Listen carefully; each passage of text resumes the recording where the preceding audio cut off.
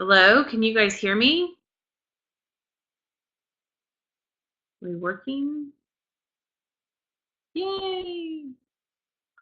Welcome. I am going to actually try to call in because I feel like the sound will be clearer. Um, so give me 1 second on that.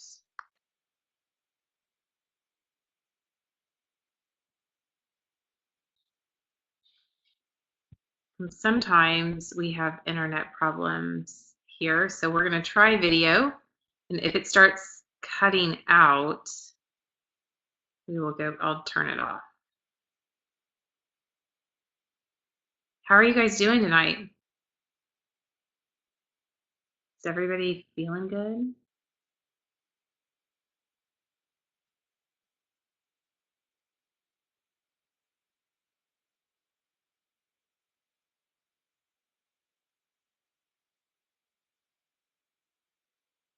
Okay, I'm still trying to connect. Give me a second. Heather says first night without rain. That's awesome. We've had so much rain here. I am so enjoying the fact that it's not raining anymore. So I definitely hear you on that.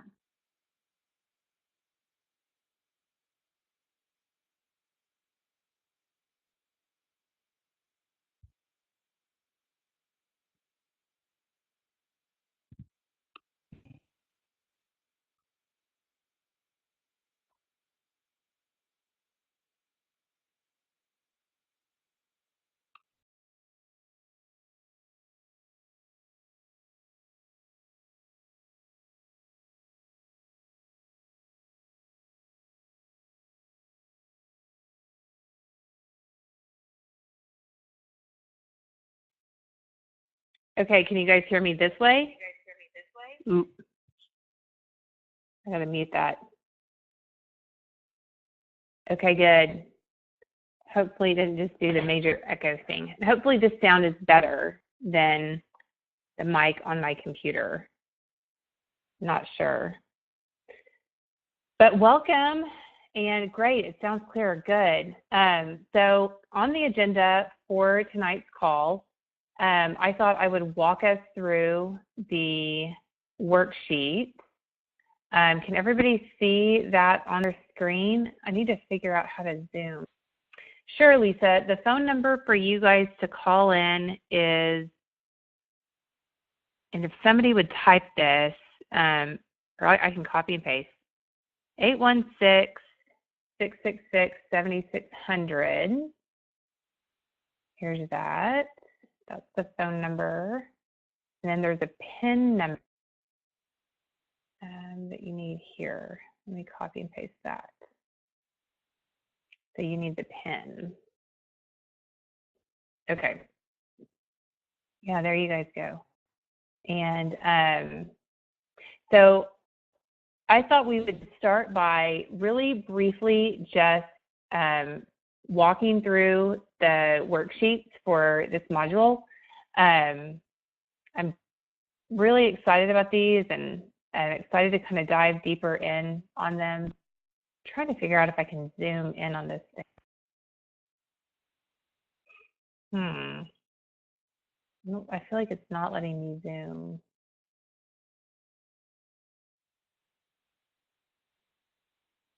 It lets me circle things. Okay, well, we'll just kind of dive in. So if you guys have any of the worksheets with you, oh, here we go. Is this Zoom? This is Zoom. There we go. Yay! So can you guys all see that on your screen? Good.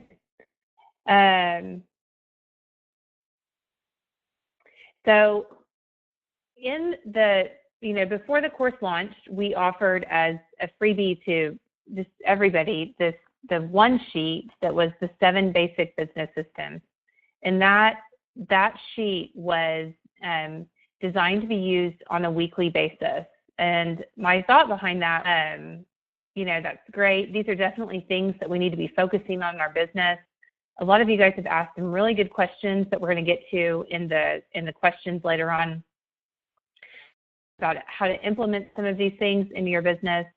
And one of the simple answers to that is we just need to be working on these things on a regular basis and not letting these things slide through the cracks. We need to make these things a discipline. And my thought behind putting that worksheet together was, you know, if you printed out 52 copies of that worksheet and put it in a notebook, you'd have a reminder on a weekly basis to go and focus on those systems. But that worksheet was really designed to keep the systems operating and functioning, and that worksheet wasn't designed to put systems into place, which really needs to be something that you do and then review at least once a year.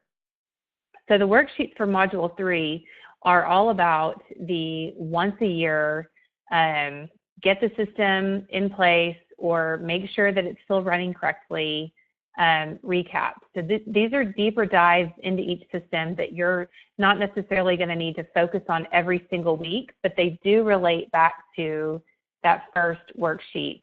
So if you were going to put a binder together, you would do 52 of the weekly worksheets, and then you would do one each of the 7 basic systems to get you going.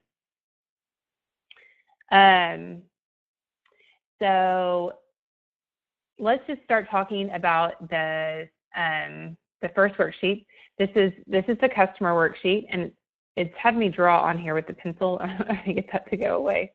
Kind of does it erase it? Oh, there it does. There's a eraser. I love Click Webinar. It really is kind of cool as an option. Okay, so one of the questions we had tonight was about what is the column for customer number 1 and what is the column for customer number 2. And you know, as a business, you might have 2 different types of customers. Whenever I ran a wholesale business, we had a retail buyer as a customer, and then we also had an end user as a customer, someone who used our product but didn't necessarily pay us directly. But as a business, and this was a pitfall that I definitely would caution people to avoid, we really didn't try to connect too much with that second customer. And then there were also wholesale companies I saw at the time that really didn't try to connect with the retail buyer or our first customer. There could also be, you think about using both of those columns as the customer that you have versus the customer that you want. You might be wanting to make changes in your business that year to move from a type of customer that your business has attracted. You might be wanting to change some things to attract a different type of customer. So that's what the 2 customer columns are. And then another thing at the top of this worksheet, we have this spot for, I'm going to use this little pen tool and feel super fancy. This spot for your product, service, or offering right here. And just kind of keep in mind that one of the questions that has popped up throughout the course is, what if I have 2 different businesses? And just remember that you need to be focused on one problem or solution, one overarching problem or solution for your customer. And so if you have, and it's not that you have multiple products, you can have multiple products. If you sell candles, you can have a wide variety of candles. But if you had, you know, candles and t-shirts, are those really going to solve the same problem for people? So just remember to kind of keep that focus on that narrow right there.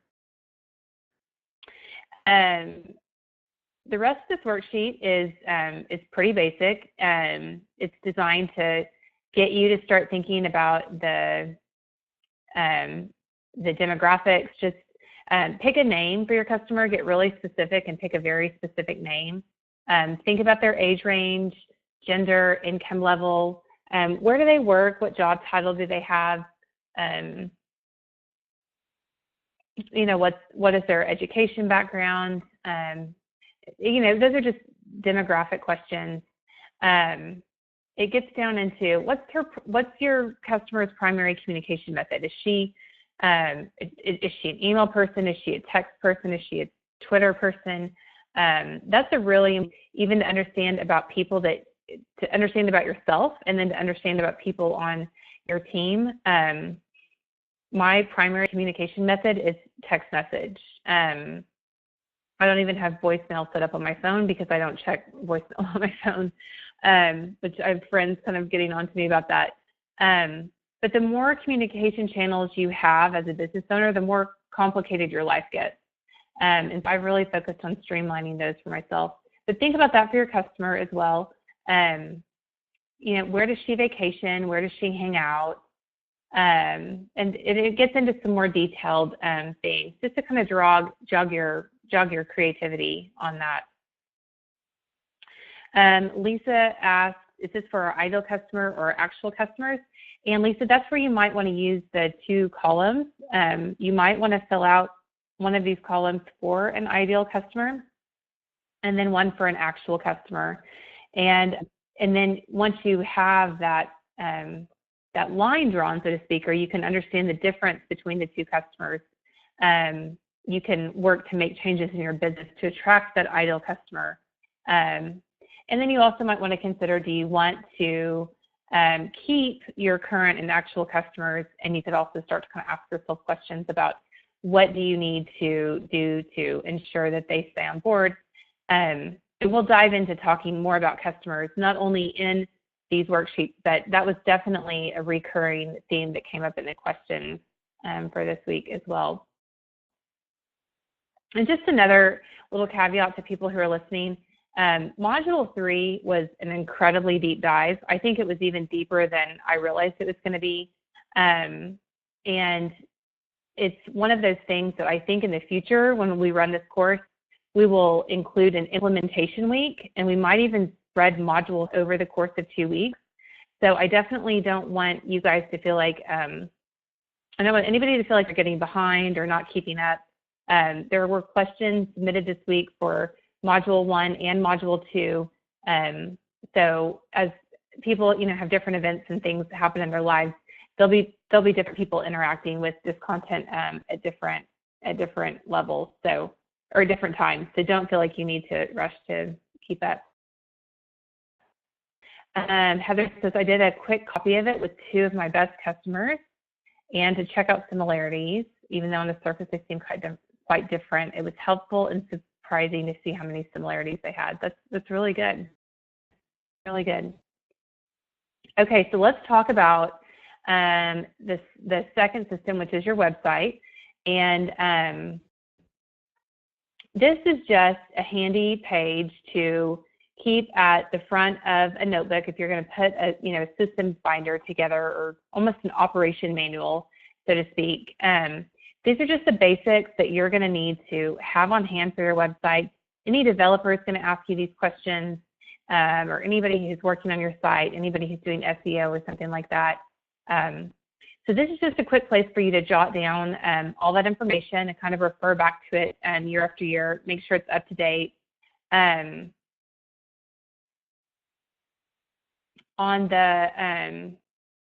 the bottom there, it's a spot for you to put, it says physical products there, and I actually think that is a typo. I need to update that. But just different, there's a lot of apps that you start to register for when you start to get into websites. If you have Shopify, you're going to create usernames and logins for different apps. So this might be a place where you want to keep track of apps and things like that. And then you'll want to just document your username and password. You might want to put the dollar amount that you're paying per month for those apps, because I feel like sometimes I sign up for these things and the fees just start to, pile up on my credit card. It starts to feel crazy and out of control. So this is a handy place for you to use all that and document all that, keep you organized. Okay, page number 3, system number 3. Now this is an email system, and for those of you who are setting up an email system for the first time, and there might be some people out there who already have a pretty robust email system. This is a very simple worksheet, but it's designed to keep you organized. When you start to set up your email system, you'll have different forms, And by form, I mean a spot on the website where it says enter your name, enter your email address, and click submit to download a free whatever, or to sign up for my newsletter. Anytime you put one of those forms on your website, you're usually starting a chain of events or a chain of things that need to happen. And those people get imported into your email database. They are normally tagged or organized onto a certain list. And then normally you're going to have them redirected to a thank you page or a page where they can download something. And this worksheet is designed to help you keep track of all those forms. I am totally famous for coming up with an idea and saying, let's put a form together for it, get it on the website. The system totally works until I decide that we're not using that app anymore and I discontinue the app, and then the whole email system makes. So this is just something that, this is a worksheet for you to document where you've placed the form, maybe what thank you page you have them redirected to. I have multiple thank you pages, and as your business grows, you will probably have multiple thank you pages on your website as well. And just keep track of what that form is supposed to be doing in your email system.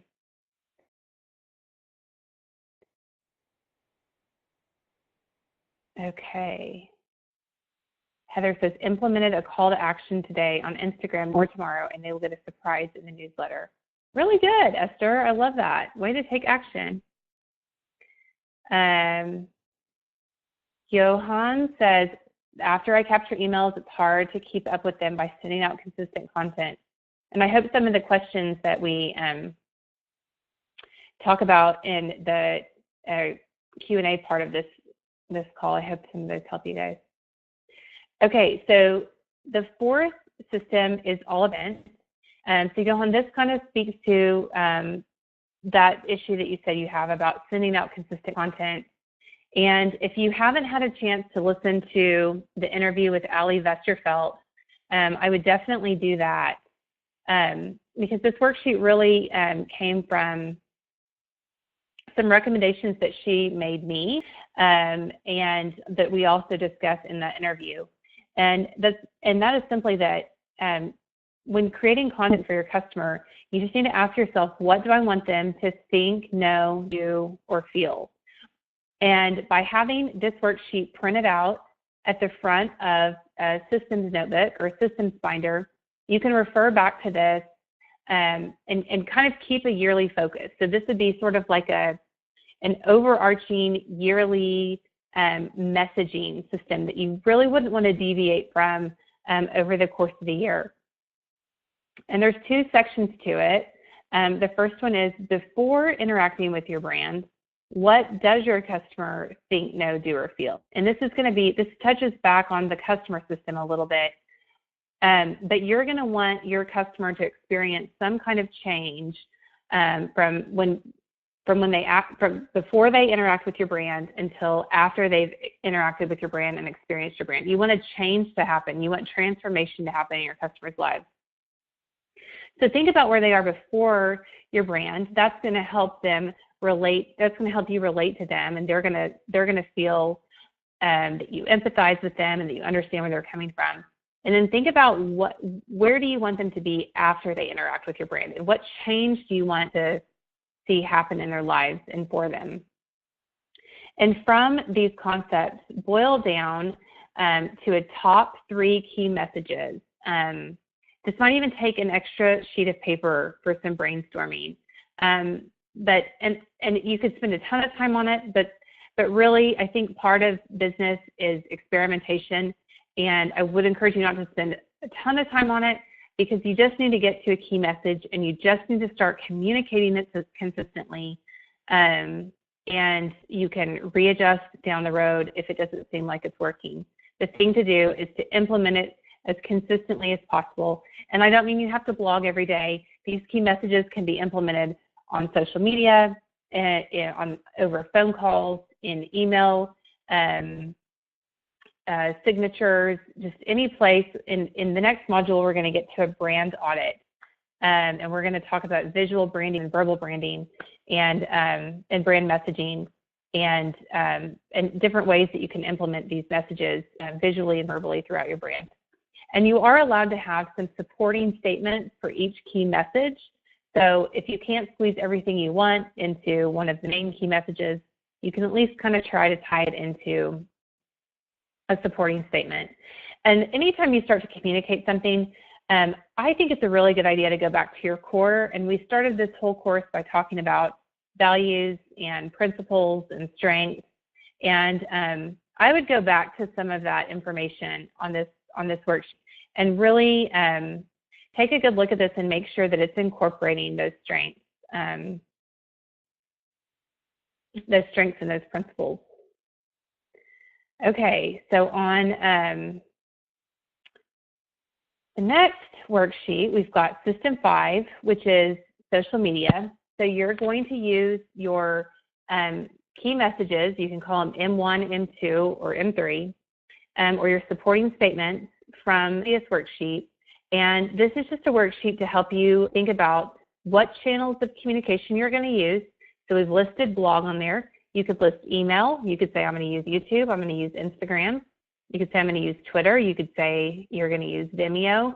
But pick the channels where your customers are. And then just kind of create a little mini editorial calendar for what you're going to focus on where during which month. And you could do it, you could also do this quarterly. You don't have to do it necessarily by month. You don't have to change the focus of each month, the key message for each month. It doesn't have to be that complicated if that feels overwhelming. Feel free to, another thing I don't want you to do on this is cram a bunch of information on this worksheet and then 2 months in you feel like you've totally misstepped and that you haven't done any of this and so you're just ready to give up. You really are allowed to spread this out. So if you only want to use one channel, only use one channel. If you want to do this quarterly, only do it quarterly. And if the best you feel like you can do is one blog post per quarter for each key message, or one blog post for one key message per quarter, that's better than nothing at all. And I would really encourage you to just start there. Everybody has to start somewhere. So don't overwhelm yourself on this one. Okay, Kim says, this may sound obvious, but how do we know where our customers are? That's going to go kind of back to the very first worksheet. And I realized that sort of understanding where they are, I mean, yeah, that could be an obvious question or a not obvious question at all. I understand why you asked it, but some of the demographics would simply be understanding that if your customer's female, they're probably on Facebook unless they're younger. There's a trend away from that. There's a great blog called the Social Media Examiner for resource on social media, but you could look at some of the social media, the statistics about different social media platforms, and then align those with your demographic. Different music or on different platforms than people who are in the video. So, and then another thing is you start to know that you are where your customers are when you start to see engagement from people on that platform. And the last but not least, almost everyone is on Google. Almost everyone's customers are Googling and people Google questions. They're looking for solutions. And if you've got a blog and you're talking about answers to their questions on your blog, they're going to find you via Google as well. So that's one of the reasons why I'm talking a lot about creating consistent content on your blog as well. People find you on the internet. It's definitely crazy if you've put content out there that solves problems for them. Sue asks, would I focus on the same messages across channels in a given period? Sue, it might depend on how big your team is. So as your business grows, it might be that you do want to focus on different channels, different messages in different channels. If you're small and you're just starting out and you're a one-person show, here's a little trick. Instagram will you to push messages to Facebook and other platforms as well, Tumblr, and there's a few other ones as well. From Facebook, you can actually push a message to Twitter. So if anybody out there is actually a social media expert, they're going to tell you that this advice is really bad. But I'm going to tell you that if you are just starting out and some of this starts to feel overwhelming, you can actually set your Instagram account to hook up to your Facebook page, and you can set your Facebook page to hook up to your Twitter account, and you can distribute the same message across all 3 platforms with the push of a button. It's not that hard to do, to set up. It's, you know, you just start with Instagram and set it up and then hook it up to your Facebook page. And so that's one way you could simplify things if you were starting to feel overwhelmed about that. Do I recommend having specific content on each platform, or is it okay to spread the same photo content across? Okay, so I just answered that, I think.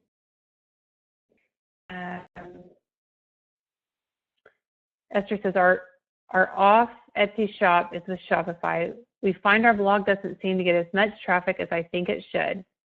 Do you recommend having an off shop blog that you link to versus just using the blog platform in the shop? Esther, like, actually interesting, we have a WordPress blog for Day Designer, and then we have a Shopify shop for Day Designer. And we've talked, I'm really happy with Shopify. I know that WordPress has its perks, but for the purposes that, you know, of blogging and content that we do with Day Designer, we've thought about moving that blog to Shopify. So just maybe a bit of encouragement on that.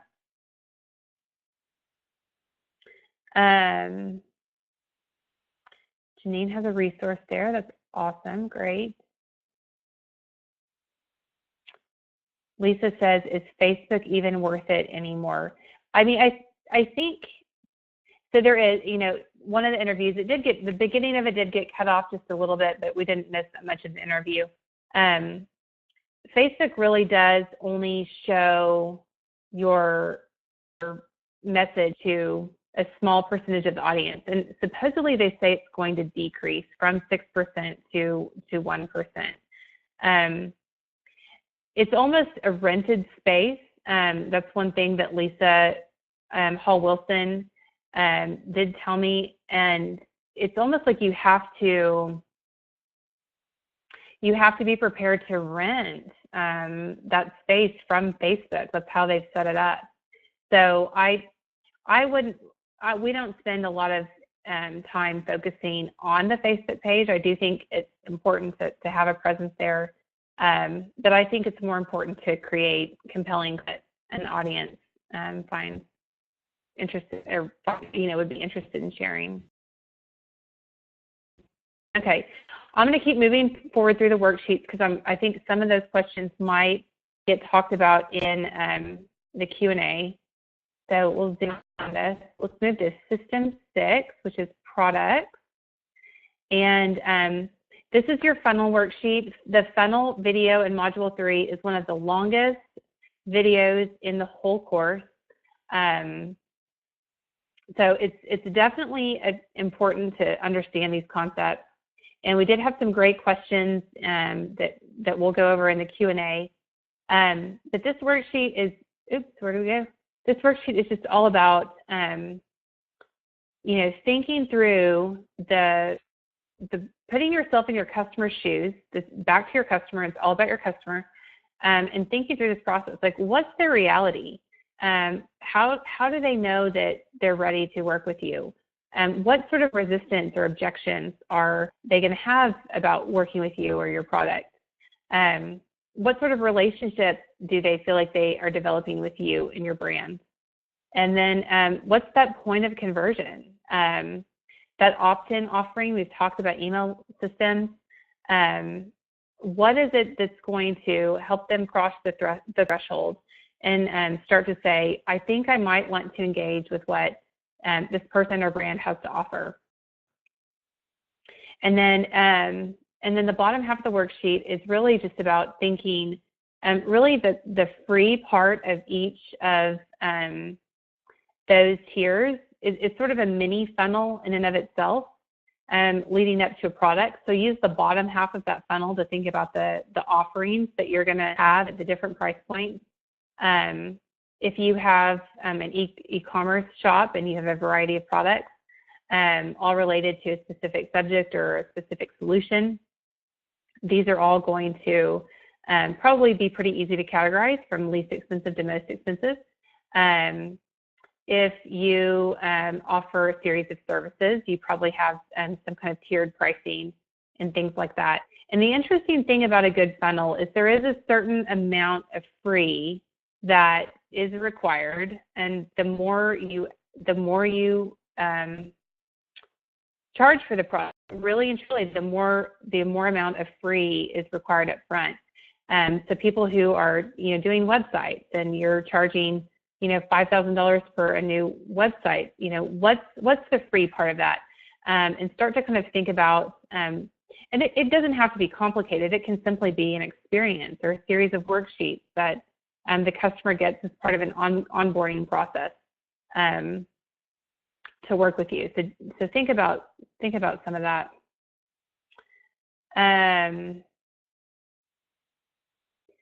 Okay, and then the last worksheet is the 7th system, and that's admin. And this is just a brief worksheet designed to, I say brief, and some of this stuff it would take a while to gather up and make sure that you're covering all the bases every year. But you're going to want to make sure that your entity status is correct. You can listen to some of the interview with Kara from Launcher about some of this. There are legal requirements for making sure you have minutes. The officers of your company are current. Make sure that if you're doing business under a different name, that you've got the DBA updated. Registered agent and address. Just moved. I'm probably going to have to check that myself next year. Always review and update your insurance policies. If you have inventory, your inventory levels are going to fluctuate. If you buy equipment over the course of the year, even if you get a new car and the car's in your business name, you're going to want to review that and make sure everything's categorized correctly. And none of this necessarily needs to be rocket science. And as creatives, I think most of us end up with resources that we can use on this. Call your insurance agent, ask them what are you, what does your coverage look like? Call your CPA, make sure everything's good. Make friends with a lawyer in town so that you can go to lunch once a year and make sure that feel like you've got your bases covered on that. And then don't forget to, back to sort of the interview with Kara, don't forget to review your marks and copyrights, things like that. Make sure you're keeping that stuff filed. On finance, there's definitely a lot that's due. Most of this comes around the end of the year. There's deadlines on all this. I definitely don't want to be legal or financial information or advice on this. These are all things that you need to verify and check with your CPA. But there are also lines on here that you can use to create a yearly list for yourself. So go through and add some more to the rest of this worksheet to remind yourself and what you need to do for that.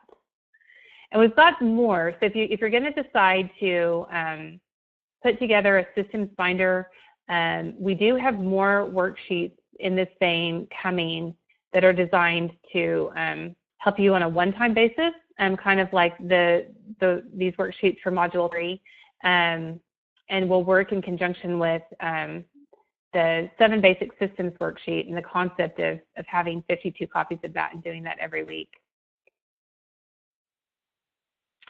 Johan says, on the product worksheet, what does the upper part of the funnel mean? Reality ready.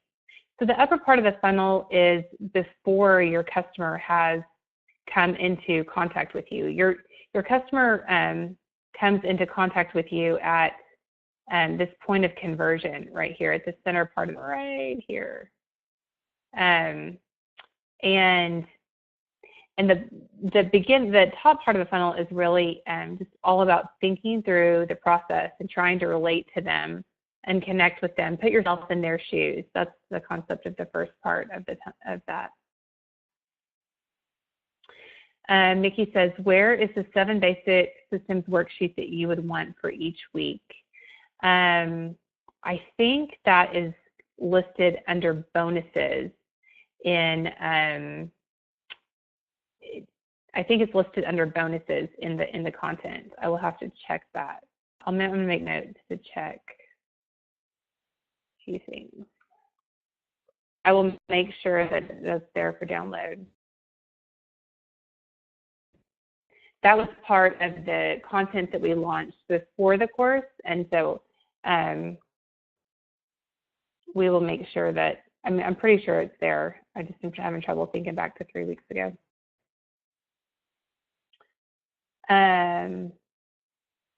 Okay, let me jump over to the Q&A for tonight, because I think some of the other questions I have might be answered in this. Okay, so lots of questions, lots and lots and lots of questions. I'm going to try to fly through these as possible. First question, when considering what you want to sell, which is in Module 2, Lesson 3, is it wise to aspire to sell a product or products from all 3 categories? So this is back to Module 2 again. This person goes on to say, in my head, I have ideas for how to develop a physical, intangible product and a service. For most business ideas that I come up with, should it be a goal to diversify products or just stick with one thing? So it's a great question, and I would say that if the 3 things fit into your funnel, and they also solve one overarching problem and not 3 completely separate or different problems, and if it communicates to all one customer base and not a, you don't want to get your customer base confused, then I would say yes, it is totally fine to have a product in each of those categories. But I think the problem would be if the 3 products don't stack on top of each other and sort of fit into that funnel. They would require different communication messages to each customer type, and I think that has the potential to complicate and overwhelm. Another caution I would make on this, and I've made this mistake before, is realize the systems involved with managing each type of product can vary greatly. So a physical product has to actually be shipped. For a service product or service offering, that's going to require a lot of scheduling. For an information product, that's going to require a lot of technology maintenance. And sometimes that requires a larger team and it's more expensive just because it requires a greater variety of skill sets. So I would be careful about some of that. Okay, next question is, this person writes in, my question is in regards to pricing your products and services. When you are providing a service such as a styled and or product photography, what is the best way to go about pricing your service as you are starting? There are so many variables involved, what the client needs and how in-depth the project is. Just starting out with an hourly rate for a service-minded product makes sense. So the first thing I'd recommend on this is really get to know what your client wants. And I think that is going to be the overarching theme of Module 3. Think about what type of person is going to respond to your system, the systems that you put in place, and your workflow. I'm thinking as I'm talking, and I'm going to have to start making notes for myself.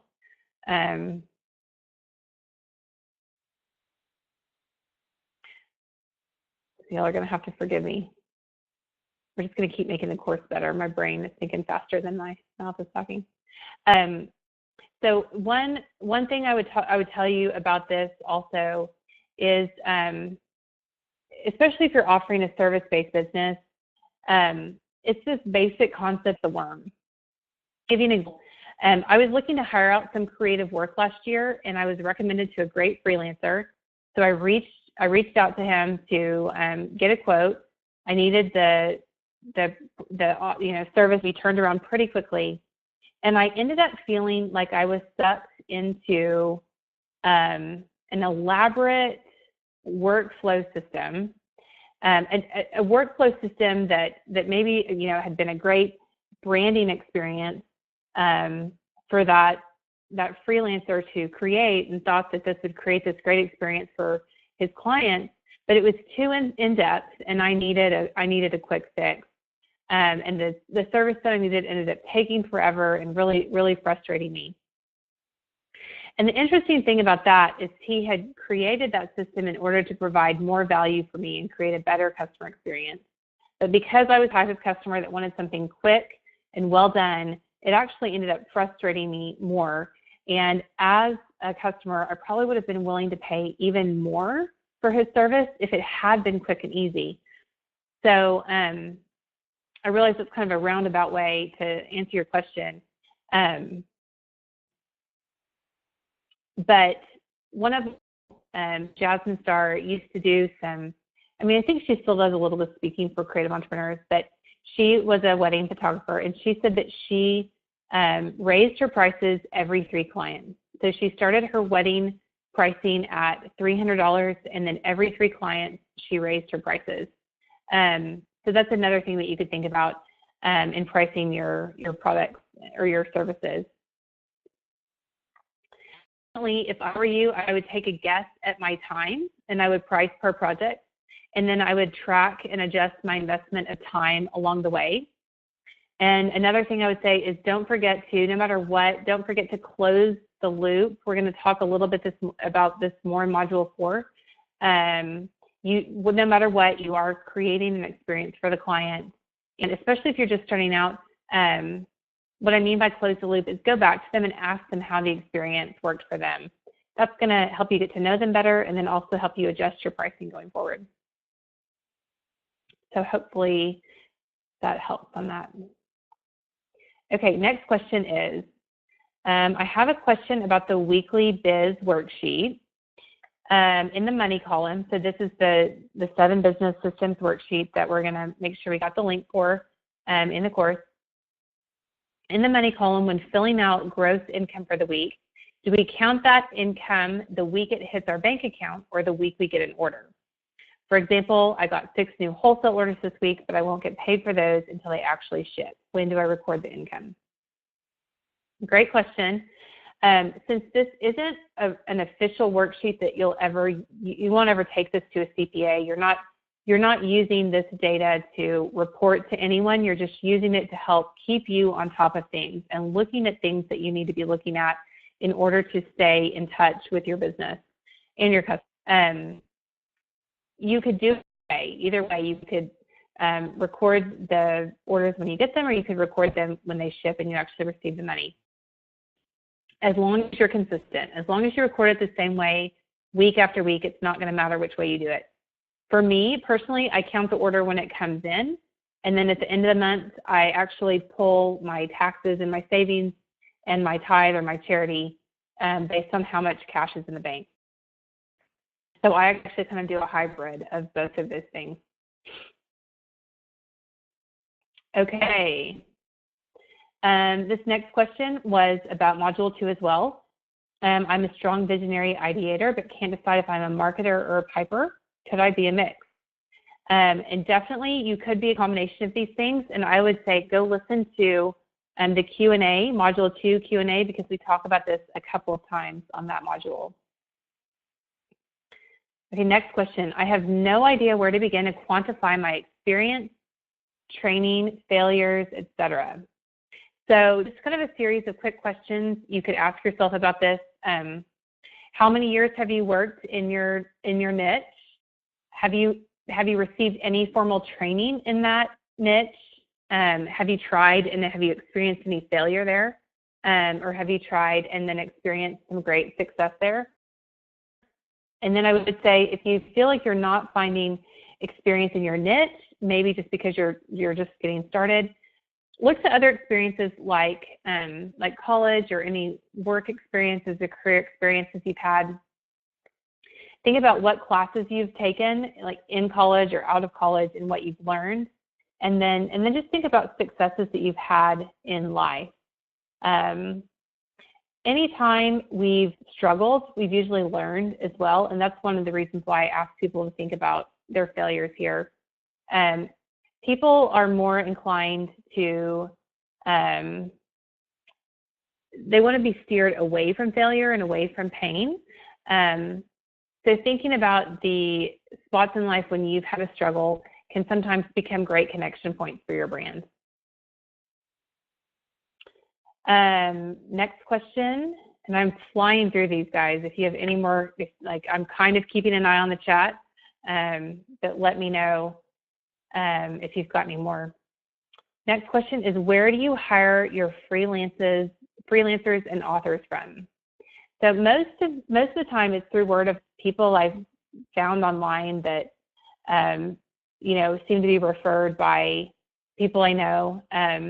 Every now and then I find someone good via Google, but here's a very interesting thing about freelancers, copywriters, graphic designers. Most of the time creatives don't have a very good overall marketing or business system set up on their website. So sometimes Google's not picking them up. And this kind of goes back to, if I'm looking for a freelancer and I Google, copywriter in Oklahoma City, or even a better example, I was looking for a speaking coach last year. I Googled everything under the sun and couldn't find a speaking coach in the state of Oklahoma. And people that offer services sometimes think they don't need to have a blog, they don't need to create this content for their website. But there really is some blue ocean space out there for some of this. There are not a lot of people have not really caught on to this concept of creating content that solves people's problems, so that we find those people on Google and then hire them. So I'd love to see some folks out of this course start to do that. That would be exciting. Okay, next question. On the budget worksheet, is it better to look at these numbers based on what you want or your actual numbers? In the case of either starting your business or working towards being sustainable and profitable, be putting in extra long hours and have to be super conservative with expenses. So basically the question is, on that budget worksheet, when you're in startup mode, I like to call it, you do tend to put in extra time. And then you're also conserving money. You're spending less than you thought you would or would like to.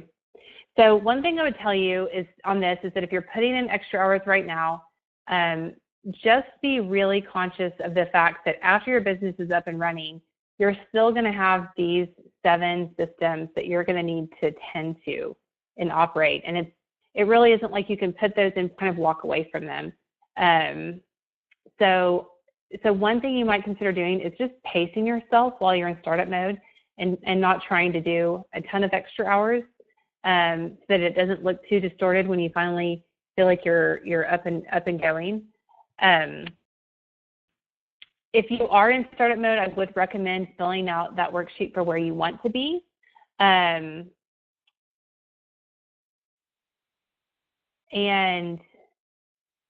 just be realistic about your time. And as far as the expenses go, I would always recommend being conservative with expenses. I mean, just the discipline of spending less is really going to carry you very far in entrepreneurship. And even when you feel like you've made money, the government wants at least 25 to 30% of that. So just still being conservative with expenses is a good habit to get in and stay in.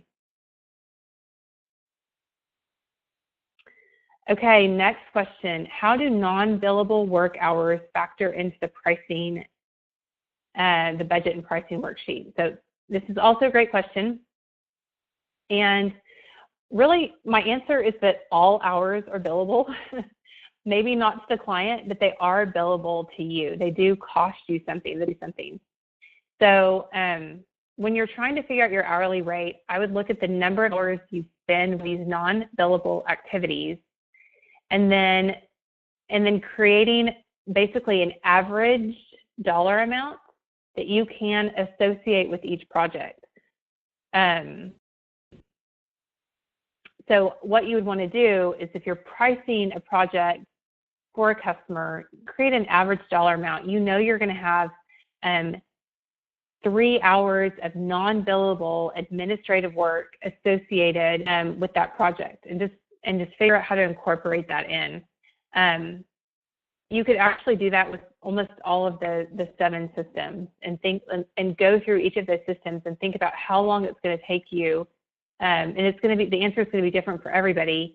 But how long is it going to take you to implement those systems each week, or to work on those, and think about factoring those hours in with the rest of your hourly work to price projects. Okay, next question. Pricing framework. I publish a printed product. I want to sell my product wholesale. Based on the pricing I'm getting from printers, I'm afraid that I will not be able to get a cost that allows this to happen.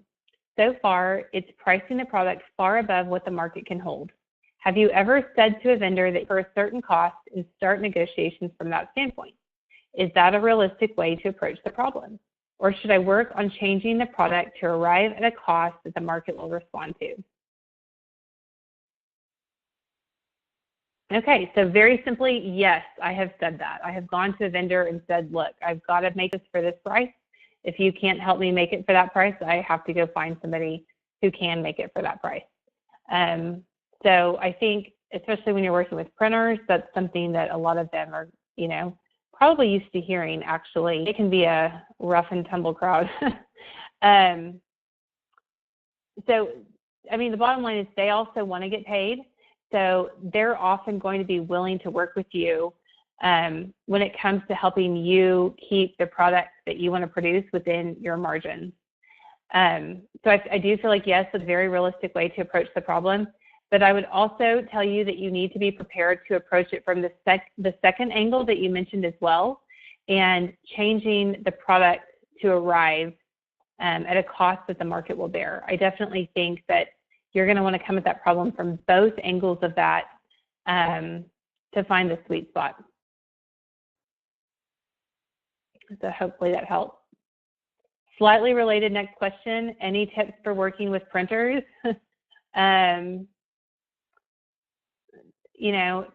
Definitely don't be afraid to ask for what you need. My biggest tip on, product development is Google. Questions, learn how it works. It's an art, not a science. It's constantly changing, so it's definitely something you have to learn a lot about, I think. Okay, next question: pricing and budget. Where do expenses factor in when calculating an hourly rate? In other words, supplies, software, hardware, subscriptions, education, conferences, contractors, utilities, rent, etc. So, great question. The pricing budget worksheet is really all about figuring out what you need to live on, and not necessarily what your business needs to live on. So what I'm trying to help you do on that worksheet is get to a minimum basic hourly rate to help give you a better idea of how to value your time and not underprice yourself. So that worksheet is not intended to be a business expense worksheet, although you could easily take the expenses that you've mentioned and average them into your expenses and incorporate those. You could use those expenses into the worksheet to calculate a rate. But the point of the worksheet is really to kind of give you pause and say, am I willing to work on this project for less than a certain amount? For an example, and this is a far stretch, but I once heard a famous event planner speak, and she said that she didn't get out of bed for less than $25,000. And I want that worksheet to be something that helps you realize what the lowest minimum dollar amount is that you're willing to get out of bed for or make on a project, in other words. So it helps you ask this question. If I can't get, insert dollar amount here, $150 an hour out of the time it will take me to finish this project, should I be working on the project?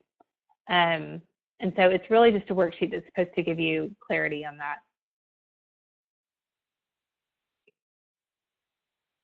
I understand that there are, next question, I understand there are outgoing expenses to run a business. Can you help me get a good list together? I'm overwhelmed to think I may be running this business without a good budget on hand. Where to start?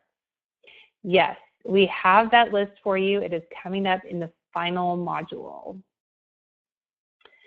And we are close to running out of time tonight. I will have to put some of these questions into next week. I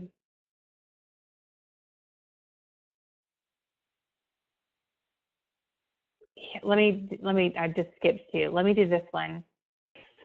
She says, is very short-lived. It doesn't behoove me to gather email addresses. I need to capture my clients while they're engaged. It's a wedding business. I always seen out, but I know I can't email them 3 months later with a newsletter, special, or gift certificate. What could I be doing differently? And she says in a postscript, I do use Aweber, and I offer a wedding tips email chain. The chain is 7 or 8 weeks long with one tip coming every week. So I would try in this situation to get out ahead of the curve. So an example for that would be for your type of business to try to capture email addresses before people are engaged. How would you do this? Well, you're gonna, anybody who's thinking about getting engaged, any girl who's in love is probably online, looking at rings, buying wedding magazines, talking to her friends about this kind of thing. So structuring the content that you write or the content you put on your blog or your website around this would be a good idea. So talk about engagements on your blog, share cute engagement stories from your clients, find engagement videos on YouTube to link to. You need to figure out where your customers are in the moment that they are so that you can gather their email addresses and engage with them. And then another reason why I would also encourage you to not get discouraged about gathering email addresses, even though it feels, you said it doesn't behoove you. So I sense some discouragement there. But you want to gather them so that you can keep in touch with people who will refer you. So don't feel like you just need to gather brides' email addresses, but think about, getting staying in touch with past clients who are going to refer you to their friends. Think about staying in touch with, we all know there's people who just love weddings and are constantly up to date on everything wedding in their area. And those people are the go-to resources for the friends that just got engaged. Think about gathering email addresses of vendors who are going to be willing to share your info with brides or soon-to-be brides. And I love what you're doing with your email chain, your 7 or 8 week email chain. That's really great.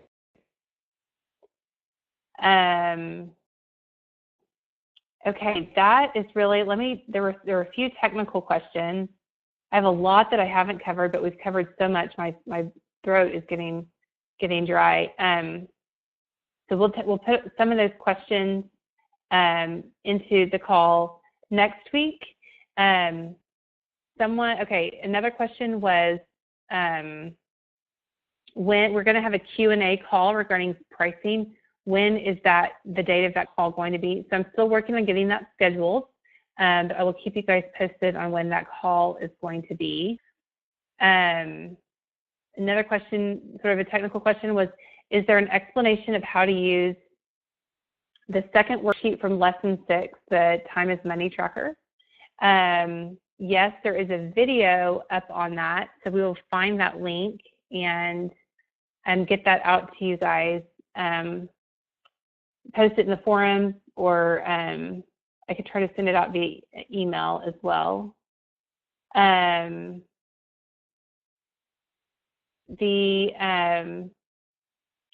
a question about module 3.2 and 3.3. There are diagrams that are not linked for the email systems comparison and the website systems comparison. So we've got those, updating those, hope maybe later tonight. And then the last sort of technical question was, I'm having trouble finding the worksheets for the modules. Can you let me know where to find them? Thanks. We are putting the worksheet packets for each module at the beginning of each module. So at the very front spot, or the intro video, 1.1 video. Okay, so that's about an hour. We've covered so much information. Definitely, if you have more questions, keep them coming. You can submit them on that Q&A form. We are answering almost every single one. There's a like a weird, like, who do I email? I have a question kind of thing. But we're getting most of those. So I've covered as many as I possibly can tonight, but definitely keep them coming. Module 4 is releasing next week. It's going to be all about branding. I've got a really great brand audit for you guys that you're going to be able to walk through and use to sort of check your brand in your business. And thank you guys so much. Have a great evening, and we'll get this recording up as soon as possible. Thanks.